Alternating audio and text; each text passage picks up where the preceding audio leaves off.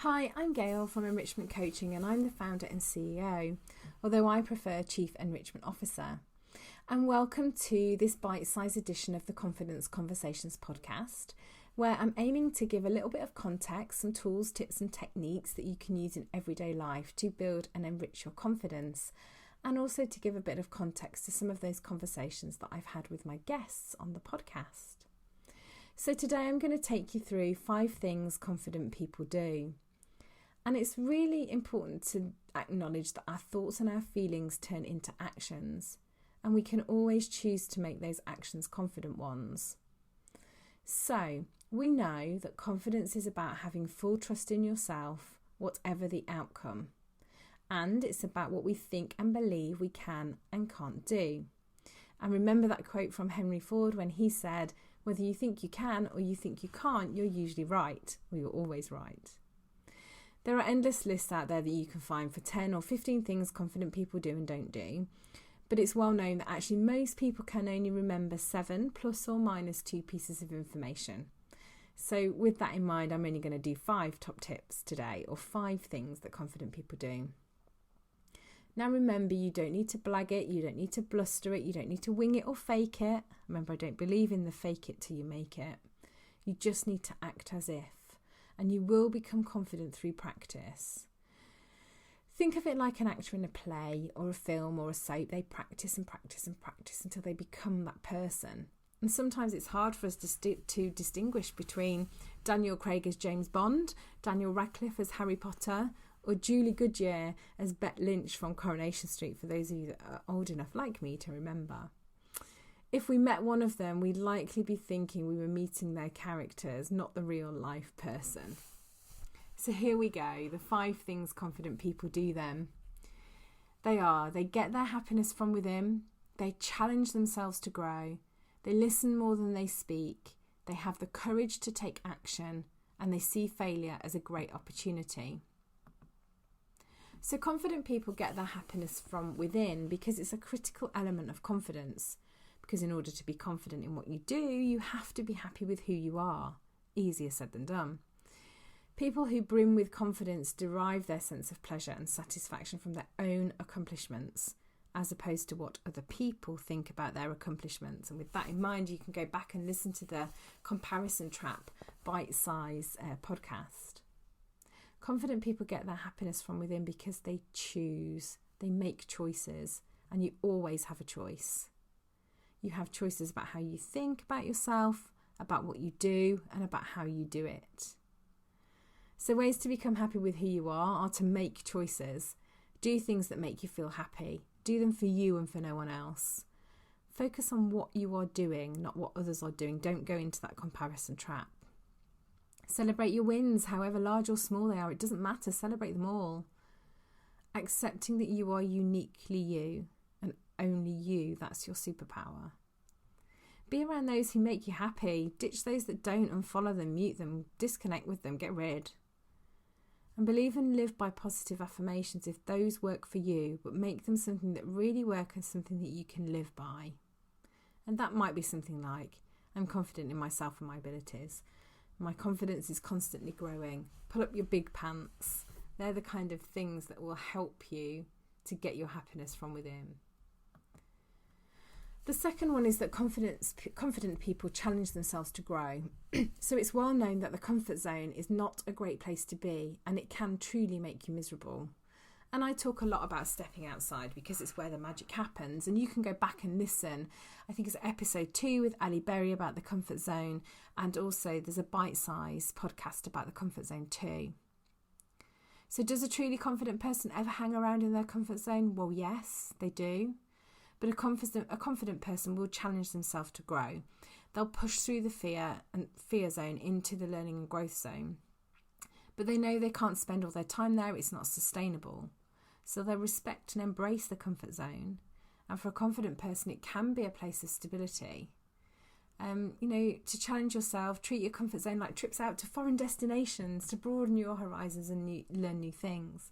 And then come back to the comfort zone to process what you've learned.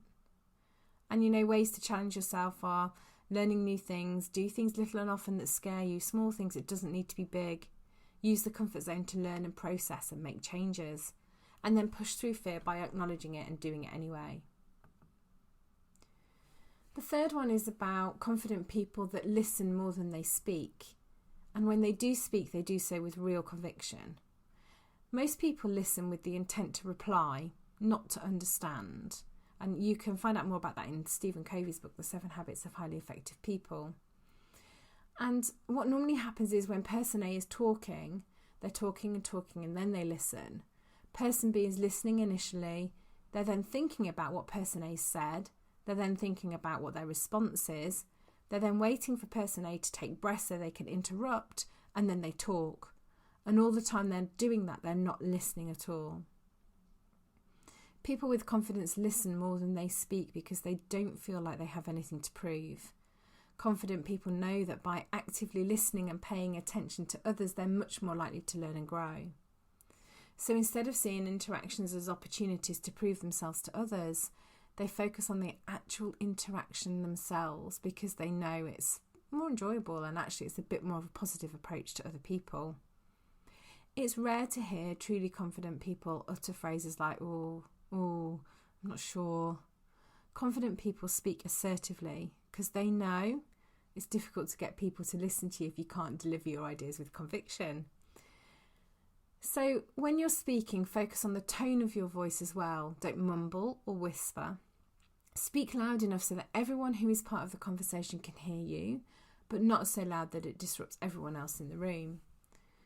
Learn to actively listen. This is so important. Focus on what the person is saying and stop thinking about what your reply is. How would it feel if you felt truly listened to, and how can you replicate that for someone else? Listen to your own words and what you're saying. Find a friend or someone you trust and practice listening for any words that might make your confidence smaller, and then feed back to each other. I talk about this a lot, but confident people have the courage to take action. And even when it feels scary or risky, they pull on their big pants and they just do it. So again, I've recorded a bite-size edition of the podcast all about big pants where you can find out more. But when you've got your big pants pulled up, you have control over your choices and those decisions you make. So when you see an opportunity, seize the moment. Don't procrastinate. Pull up those pants and power to get you through. Stop worrying so much about the potential downsides. Time is short, right? You don't have forever to do this stuff. Confident people do take risks, calculated risks, and that doesn't necessarily mean that they're careless. The ability to take those calculated risks just means that you're ready to put yourself in a position for success. And then finally, they see failure as a great opportunity. And if you think about the word fail, F-A-I-L, I always think that stands for first attempt in learning. Confident people aren't afraid to ask for help. They view this failure as a great opportunity to learn from it. Even the expert was once a beginner, and you can't possibly know everything. Think about how you think about failure and how you frame it. See it as that first attempt. Take away the learning and build from it. Don't dress it up as failure. See it as a learning opportunity. Confident people know that asking others for help won't make them seem weak or unintelligent. They know what their strengths and weaknesses are, and they look to fill the gaps. And they also know that learning from someone with more expertise is actually a great way to learn and to improve. The common misconception is that seeking help or advice is a sign of weakness, and this couldn't be further from the truth. One of the most common reasons why people are afraid to seek advice is because they're afraid of what other people will think of them.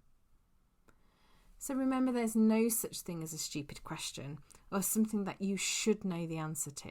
If you don't know, say you don't know.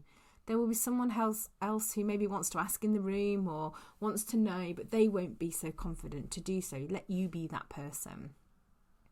Don't be afraid to ask for help, regardless of the circumstances. Practice with small things. It could be something minor, like asking for directions around town when you can't find somewhere. Or maybe you need some advice about something much more important, like your career or your relationship. So there's my 5 things confident people do. They get their happiness from within, they challenge themselves to grow, they listen more than they speak, they have the courage to take action, and they see failure as a great opportunity. You can download this as a free ebook if you go to my Instagram account. If you're on Instagram and you go to my bio, there's a box called Free Enrichment Resources. You can download that for free. And if you haven't listened to the Confidence Conversations podcast, go back to the listing, or you can find us on Apple and Spotify and download an episode or two, have a listen, and I'd love to know what you think. And if you have already listened and you've messaged, then I just want to say thanks for listening and thanks for your support. And I'll see you again soon on the Confidence Conversations podcast.